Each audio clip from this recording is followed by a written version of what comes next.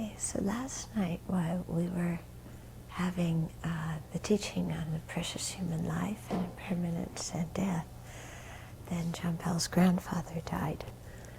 So there we have a real life example of the teaching that we're talking about.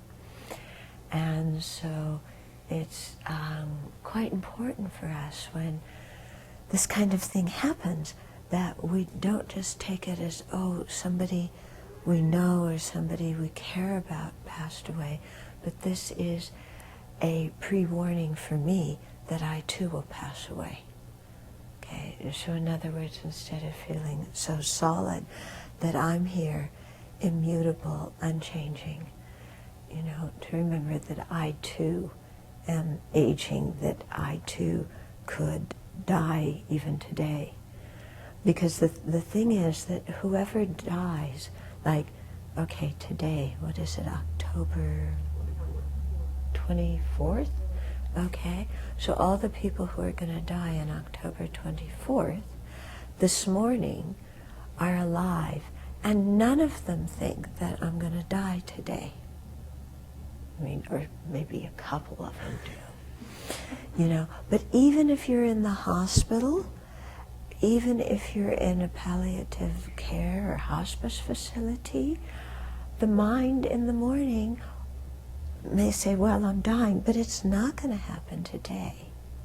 It's going to happen later. And so the mind is always having this thing. If it, this teaching doesn't pertain to me, or if it does, it doesn't really, because death is going to come to me later. And so with that mind, then it becomes very difficult to really immerse ourselves in the Dharma, or if we do immerse ourselves, to practice purely, because, the appearances of this life are so strong that we just get carried away by them and never really think, oh, I could die today, So it's important, when these things happen, to take them as personal instructions for us to maintain that awareness, and then to ask ourselves, if death were to come to me today, am I prepared?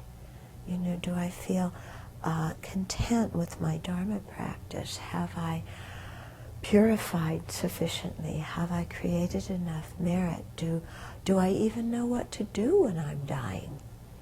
Do I know how to guide my own mind when I'm dying? Or if death came to me today, what am I going to do? What practice do I do? Or are we even going to remember to practice? Okay? And so to ask ourselves those questions, and then that will give us a lot of energy to practice, and to practice in a very pure way without getting sidetracked by the 8 worldly concerns. And if we do that, then when death actually comes, then it's a breeze, It's and for really great practitioners, it's like going on a picnic. And like we heard of the ex-abbot of one of the branches of Drepung Monastery, who died recently and spent 18 days in clear light meditation. For him, death is, it's a picnic. It's like so happy, so joyful. Ooh, finally the clear light's going to actualize, and I can use it to meditate, and this is great, And so that's the kind of person we want to be when we die, instead of clutching and clinging onto something that is unclutchable and unclingable, that we have to separate from, just to, say, wow, oh, so nice in meditation on the clear light.